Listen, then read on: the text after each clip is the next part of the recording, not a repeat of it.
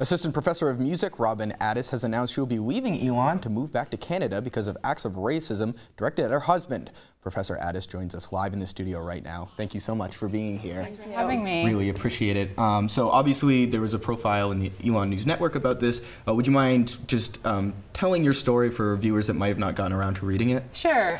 So I came to Elon 4 years ago with my family, and we're all Canadian. My husband's dual citizen, Canadian-Nicaraguan, and pretty much since we moved here, we've been, or he's mostly been, navigating some issues around different treatment because of his skin color, and it's been everything from really small incidents at the post office or at hardware stores where we're just not sure, like, are you being just mean or grumpy? Is this kind of an off day?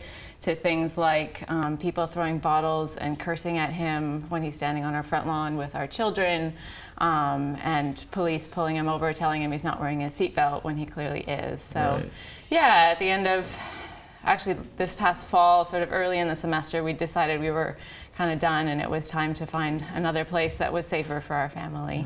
Yeah. And so if conditions were to change here in the United States, do you think you and your family would ever consider moving back? I think, honestly, from my perspective, this is such a deep systemic problem, and not just in the US, I mean all over the world, but it's hard to imagine racism ever going away. And I think for us, it's just a question of where can we be in a place where we feel safe and secure, where we really feel home, and where we feel like we can actively make a difference. And it's been wonderful, the reaction to this story, to feel like we are making a difference here, but ultimately, I think in Canada, where we're citizens, we can feel like, you know, we can vote and we can activate within our own culture for change there, rather than being in a place where we ultimately feel kind of insecure. All right. Well, thank you so much for coming on and sharing a little more about your story. Thanks for having me. Really appreciate it. For more information about Professor Addis's story, visit our website, elonnewsnetwork.com.